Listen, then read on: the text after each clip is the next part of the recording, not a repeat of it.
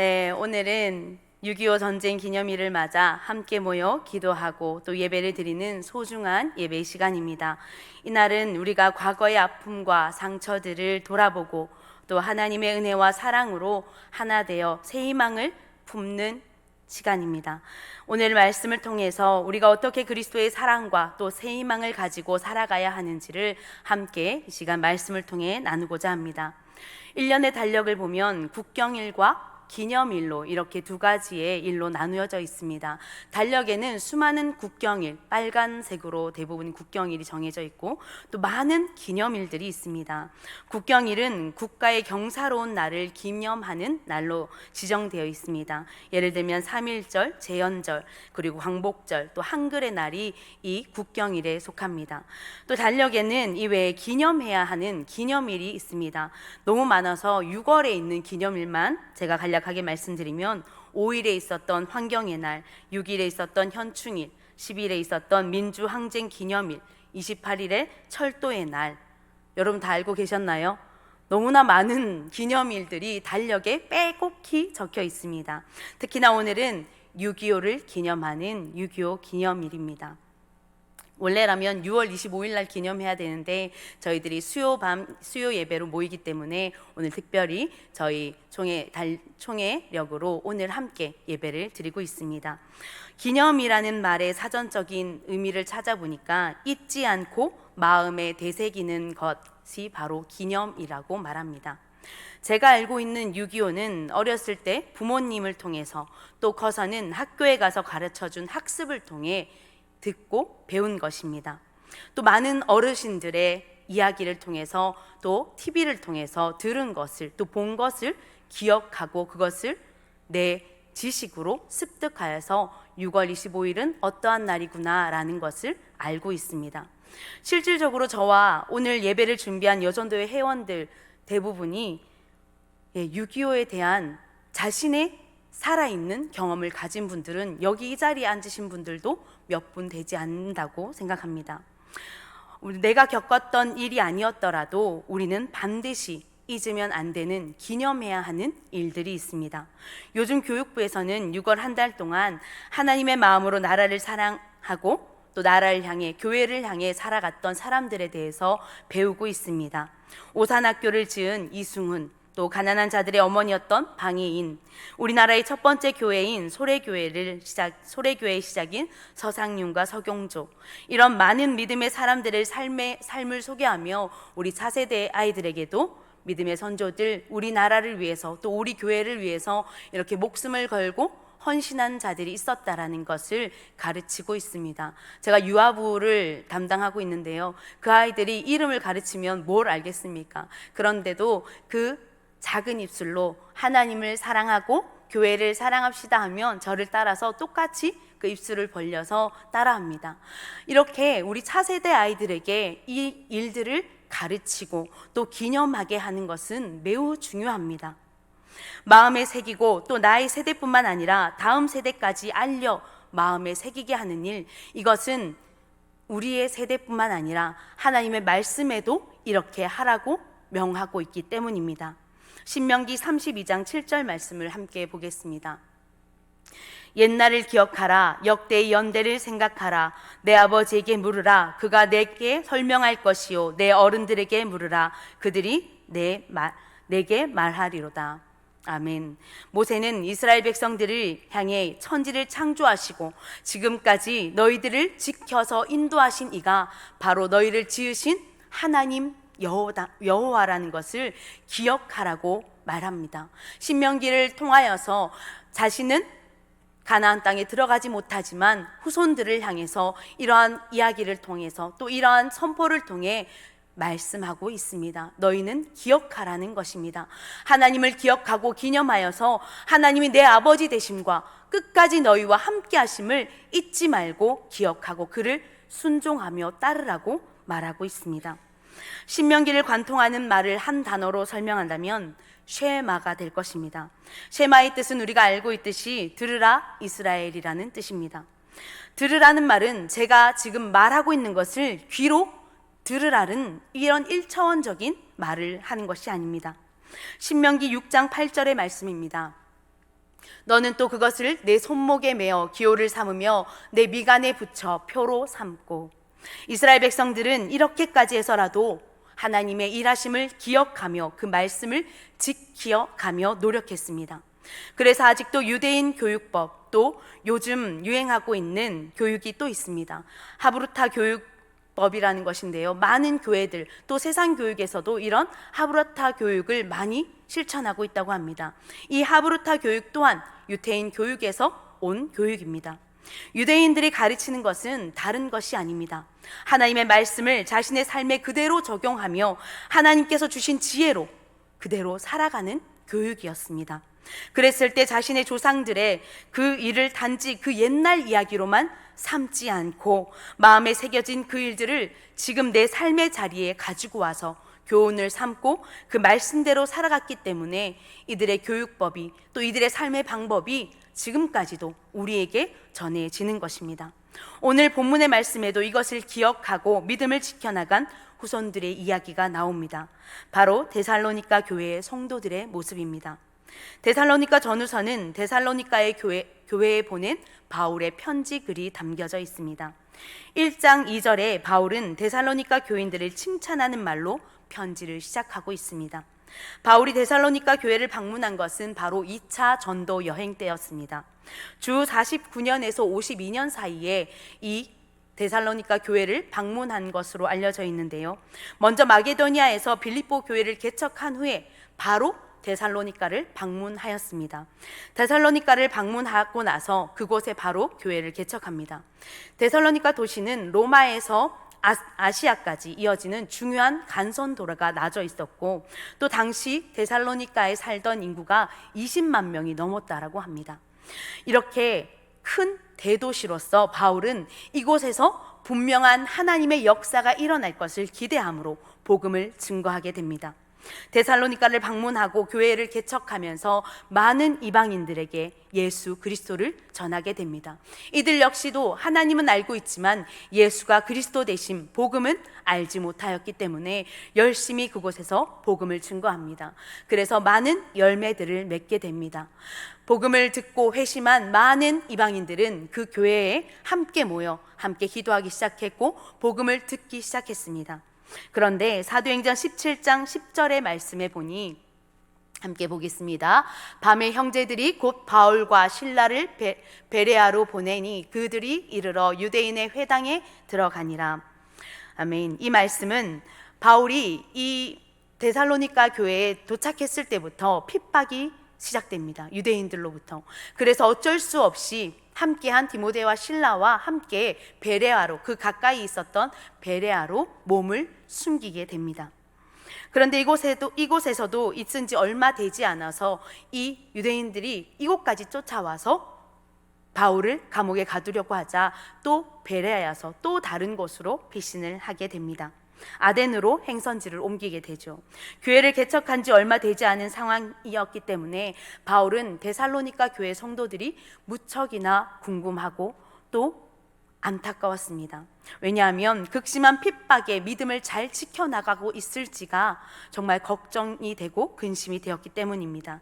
그래서 바울은 함께한 디모데를 다시 데살로니가 교회로 보내게 됩니다. 아직 디모데는 유대인들에게 그리 유명한 인사는 아니었던 것 같습니다.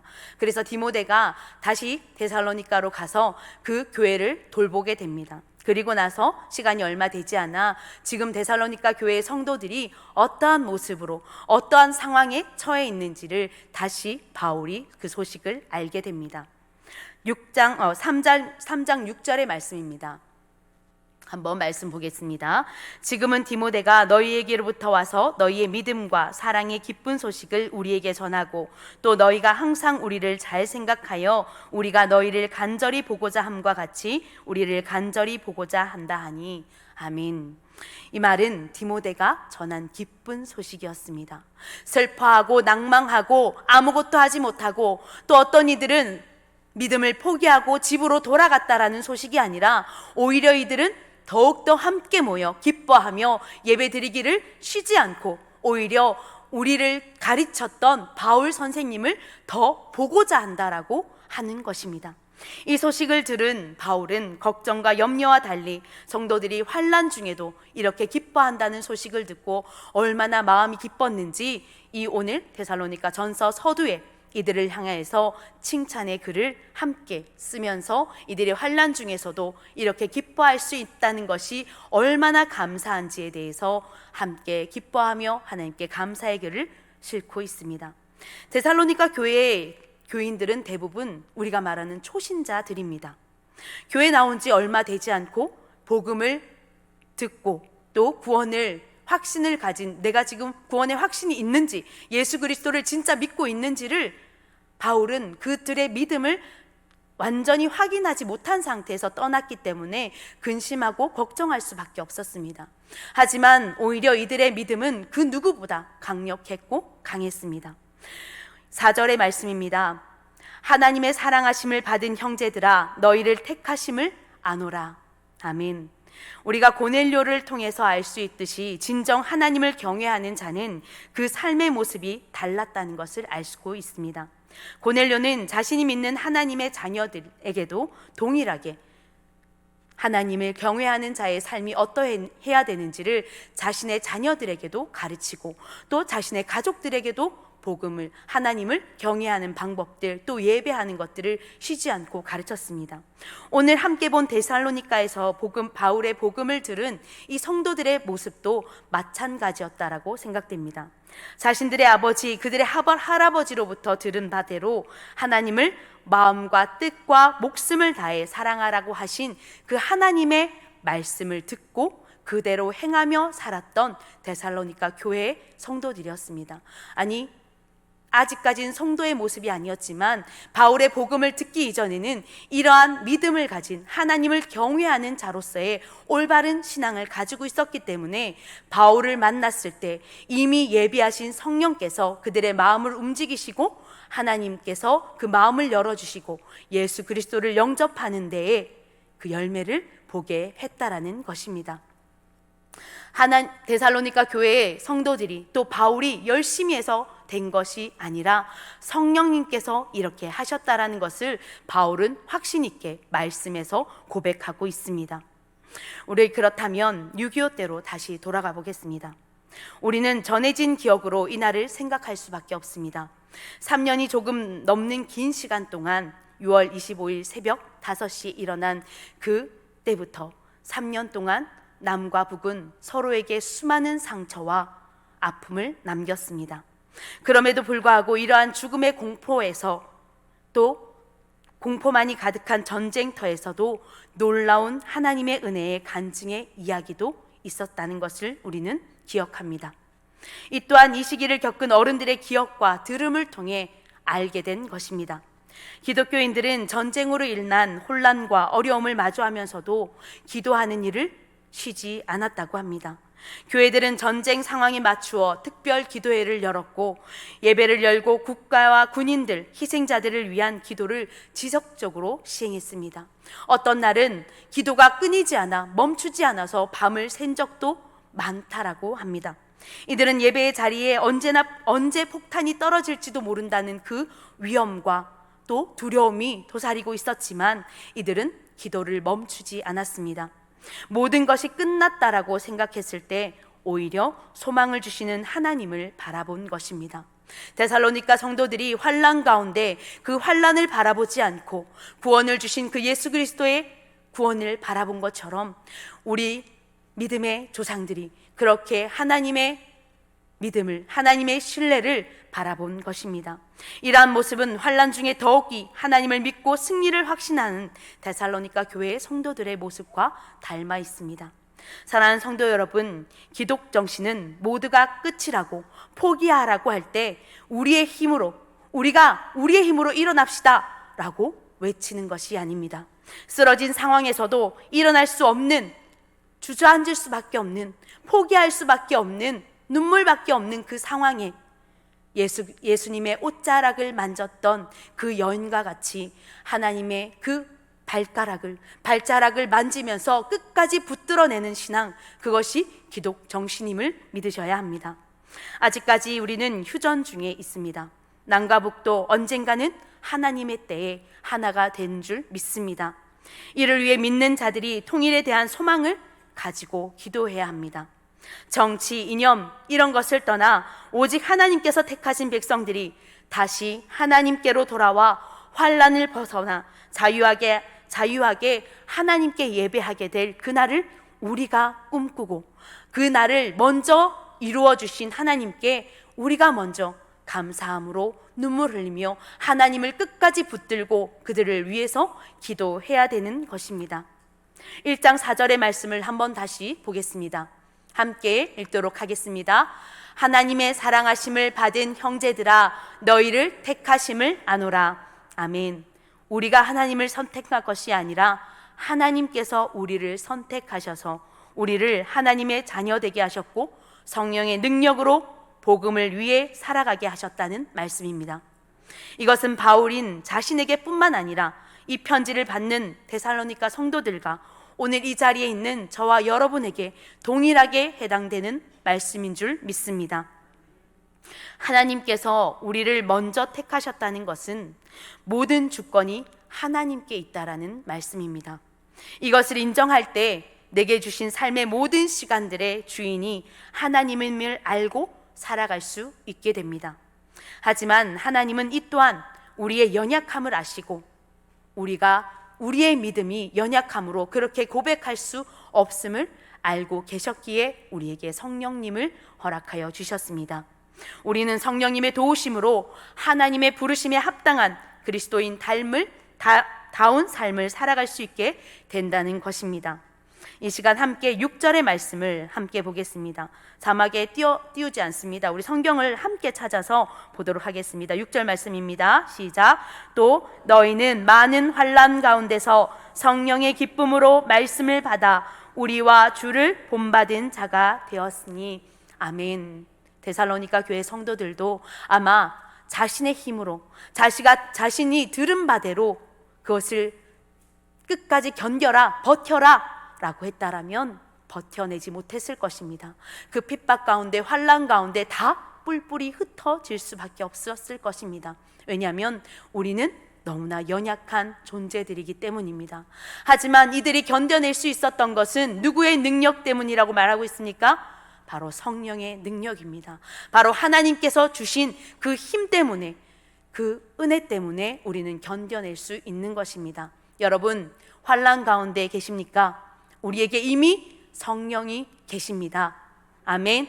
그 성령께서 우리를 이기게 하시고 환난 가운데 승리케 하시는 줄 믿습니다. 6.25를 겪은 많은 믿음의 선조들이 자신의 힘과 자신이 가진 어떠한 것으로는 그것을 감당해내지 못했을 것입니다. 하지만 그 자리를 지켜내고 믿음으로 찬양하며 하나님을 끝까지 붙들 수 있었던 것은 바로 성령의 능력이 있었기 때문입니다. 그 능력으로 그리스도의 본이 되어서 오늘까지 우리가 이렇게 그들을 기념하는 예배를 드리고 있는 줄 믿습니다. 우리에게도 이러한 동일한 믿음을 달라고 이 시간 함께 기도하는 저와 여러분 되기를 소망합니다. 그런데 6월 25일 73주년을 맞는 우리의 신앙은 어떠한지 우리 솔직하게 돌아보는 시간을 가졌으면 좋겠습니다. 사실 저를 비롯한 청년들, 또 더 아래로 가면 더 하겠죠. 통일을 바라는 사람들 거의 없습니다. 그냥 전쟁만 안 일어난다면 그냥 휴전인 이 상태로 살아도 되겠다라고 생각하는 젊은이들이 상당수입니다. 이미 개인주의와 이기주의적인 생각들로 사로잡혀 살아가고 있다는 것입니다. 지난 주일 문화예배 때 우리 선교사님을 통해, 목사님을 통해 들었던 것처럼 우리가 아는 것보다 더 어렵고 힘든 것이 바로 북한 선교임을 우리는 듣고 알았습니다. 북한을 위해서 우리는 간절한 마음으로 기도합니다. 하루빨리 통일되게 해달라고 하나님께 부르짖습니다. 그런데 여러분, 만약에 통일이 되는 조건에 우리의 삶의 자리 어느 일부분을 희생시켜야 된다면 여러분, 그래도 통일되게 해달라고 기도할 수 있겠습니까? 내가 살고 있는, 내가 누리고 있는 이 모든 것들 중에 절반을 그곳 가운데 내려놔야 한다면 여러분, 통일되게 해달라고 진심으로 하나님 앞에 매달릴 수 있겠습니까? 저는 말씀을 준비하면서 곰곰이 이 질문에 저 스스로를 이제 대답시키려고 물어봤거든요. 근데 부끄럽게도 하나님 어렵겠는데요? 라는 대답을 할 수밖에 없었습니다. 수많은 젊은이들이 이러한 이기주의에 사로잡혀서 사실상 기독교인이라고 하면서도 기도는 하지만 사실상 진짜 통일이 되게 해달라고 바라는 사람은 별로 없다라는 것입니다. 이것이 우리의 민낯입니다. 지금 세대들이 이렇게 된 것에는 우리에게 그때의 일은 온전히 기념되어 있지 않기 때문입니다. 기억으로만 남아있지 이것이 내 마음에 새겨져서 내 삶의 자리로 끌어와서 내가 그들을 진심으로 감사하고 그들의 희생을 내 삶의 자리로 가지고 오지 못하고 있기 때문이라는 것입니다. 그때 그 아픔 속에서도 함께 하시고 모든 백성들을 긍휼히 여기셨던 그 하나님의 마음을 우리가 온전히 깨닫고 있지 못한다는 것입니다. 그렇기 때문에 우리는 여전히 이기적인 마음으로 오늘을 기억합니다. 감사는 하되 나의 삶의 자리는 포기할 수 없어 라고 말하는 신앙, 그것을 우리는 가지고 있는지도 모르겠습니다. 여러분은 어떻습니까? 여러분 스스로에게 오늘 곰곰이 질문해 보시기 바랍니다. 하나님께서 그 전쟁을 얼마나 마음 아파하셨는지, 지금도 여전히 그러한 마음으로 북한 땅을 긍휼히 여기시고 하나님의 은혜로 민주화를 이루고 자유롭게 신앙생활을 할 수 있게 우리에게 먼저 허락하신 저와 여러분의 간절한 기도를 하나님은 듣기를 원하시는 줄 믿습니다. 우리 자녀들에게 그날의 사건만을, 그냥 그날의 기억만을 전해주는 것이 아니라 이 날을 마음에 새기고 자신의 삶의 자리로 끌어와서 이제 너가 그렇게 살아야 돼. 바로 우리 아이들이 그들이 우리 나라를 위해서, 우리 교회를 위해서 희생했던 것처럼 바로 너가 하나님의 마음을 가지고 이 땅을 위해서, 이 나라를 위해서, 이 교회를 위해서 희생해야 된다라는 것을 온전히 바로 가르쳐야지만 이것이 진정한 기념이 될 수 있는 것이라는 것입니다. 오늘 이 자리에 있는 저와 여러분이 먼저 그날을 온전히 바로 기념하는 우리가 되기를 소망합니다. 사랑하는 성도 여러분, 우리는 하나님의 살아계심을 믿습니다. 아멘. 6.25의 그 참혹한 현장 속에서도 함께 하셨고 우리를 살리셨던 그 하나님, 오늘 이 시간 모든 상황 가운데, 모든 시간 가운데 우리의 주인 되신 하나님을 믿습니다. 그 하나님께 그날을 기념하며 정말 마음에 새기며 우리가 삶의 자리에서 이제는 내가 그렇게 살겠노라, 내가 나라를 위해서, 내가 한국 교회를 위해서 목숨을 걸겠노라 라는 신앙을 가지고 살아가는 저와 여러분들의 신앙이 되기를 소망합니다. 하나님은 환난 중에도 도우시는 분이십니다. 아멘. 우리가 기도해야 할 것이 너무나 많죠. 우리를 먼저 택하셔서 우리를 통하여 하나님의 나라를 더욱더 영화롭게 하실 그 하나님께 기꺼이 우리가 받은 은혜들을 기억하는 하나님의 백성이 되어서 기도가 필요한 곳에, 하나님의 눈물이 거하는 곳에 우리가 기꺼이 함께 눈물을 흘리며 하나님의 마음으로 함께 기도하는 저와 여러분의 신앙이 되기를 소망합니다. 함께 기도하겠습니다. 하나님, 우리의 삶의 주인이 되어주심에 감사합니다. 하나님께서 어제나 오늘이나 내일도 늘 우리의 모든 삶 가운데 함께 하시는 줄 믿습니다. 또 환난 중에 도우시는 하나님을 믿고 우리 차세대들에게 신앙을 잘 물려주어 모든 세대들이 진심으로 통일을 기원하며 하나님께 간절한 마음으로 기도하게 하여 주옵소서. 우리의 모든 환난을 도우시고 지키시는 예수님의 이름으로 기도드립니다. 아멘.